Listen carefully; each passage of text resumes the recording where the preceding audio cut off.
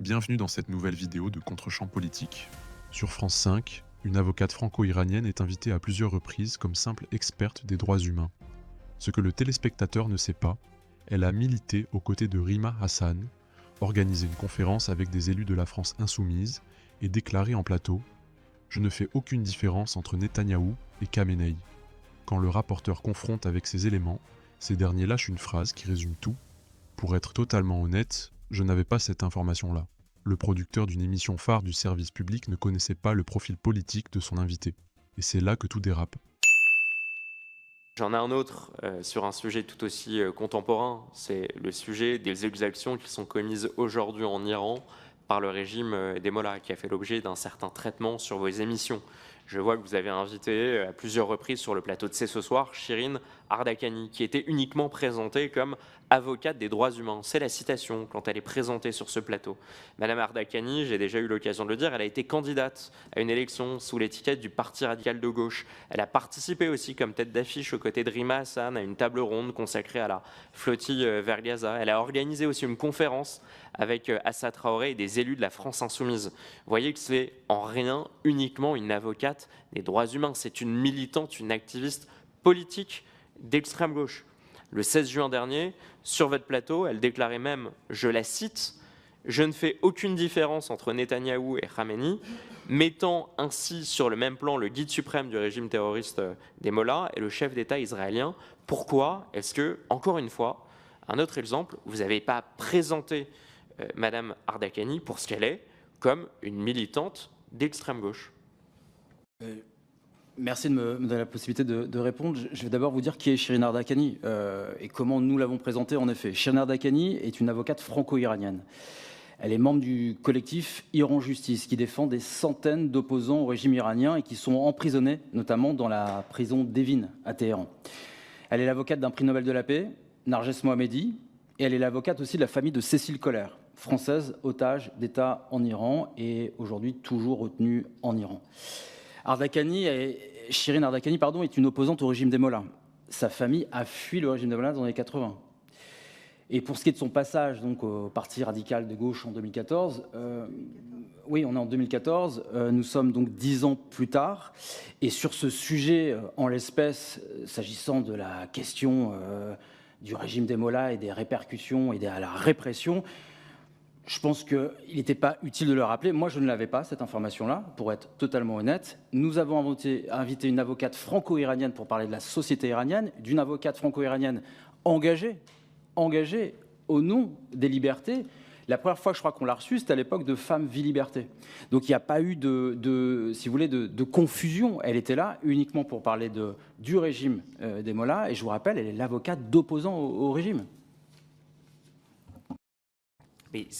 Mais vous, certes, elle est là en tant qu'avocate, elle est là en tant qu'avocate des droits humains, comme vous l'expliquez, mais vous n'ignorez pas qu'en Iran, il y a à la fois une opposition, il y a différentes sensibilités politiques dans l'opposition au régime des Mollahs. Et pour une vraie transparence et une honnêteté de l'information, quand vous invitez une experte et militante sur un plateau, il est bon aussi de rappeler son engagement politique, surtout lorsqu'il a été évident, assumé et même récent. Vous expliquez qu'elle s'est présentée en 2014, mais beaucoup plus récemment, elle était tête d'affiche aux côtés de Rima Hassan à une table ronde consacrée à la flottille vers Gaza. Elle a organisé aussi une conférence avec Assa Traoré et des élus de la France insoumise. Cette personne, quand vous invitez des experts sur vos plateaux, j'imagine que vous vous renseignez sur leurs prises de position récentes. Elles ont été multiples et publiques, à nouveau. Et peut-être que vous aurez des contre-exemples de droite à me présenter, mais j'ai un certain nombre d'exemples d'experts soi-disant qui ont été des militants de gauche récents, qui sont présentés comme des experts sur ce cas précis, comme le précédent. Pourquoi est-ce que vous ne faites pas toute la transparence sur les engagements publics et politiques?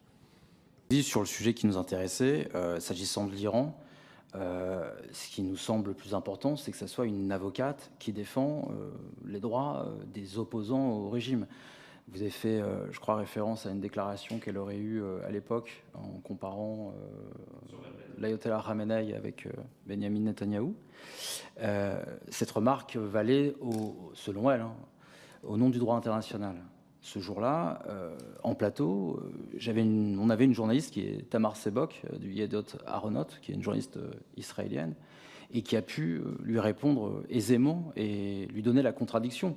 Donc, encore une fois, cette question, elle est justement... Enfin, aucun invité n'est seul à avoir une opinion. Il y a à chaque fois, ils sont face à des personnes qui peuvent leur apporter la contradiction. Je comprends bien ce que vous voulez dire, mais si j'avais invité Chirine Ardakani pour parler du budget ou des municipales, j'aurais évidemment rappelé ses engagements politiques auparavant. S'agissant de l'Iran, et je pense que sur nos émissions vis-à-vis de ce qui est en train de se jouer, on a invité toutes les représentations pour parler justement de ce que représente ce régime. J'avais même d'autres invités qui ont rappelé que c'était le régime le plus brutal, le plus tyrannique au monde.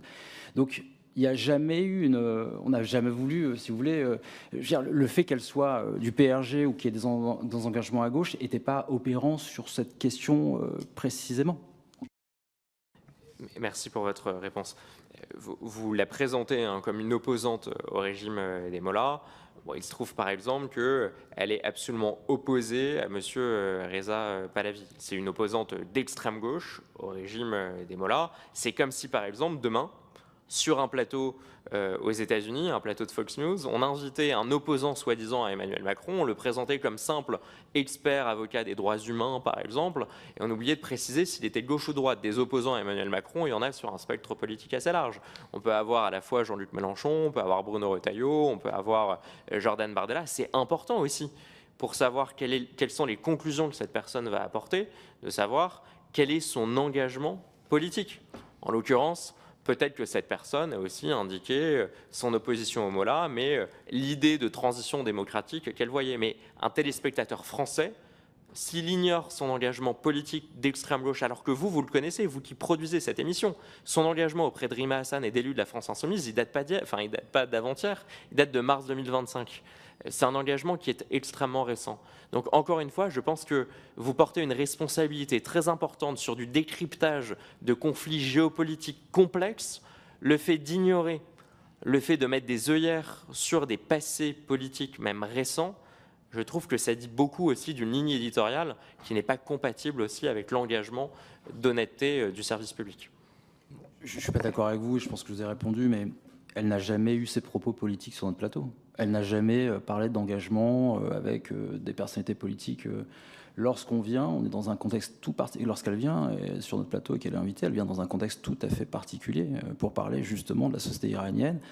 À l'époque, la guerre avec Israël.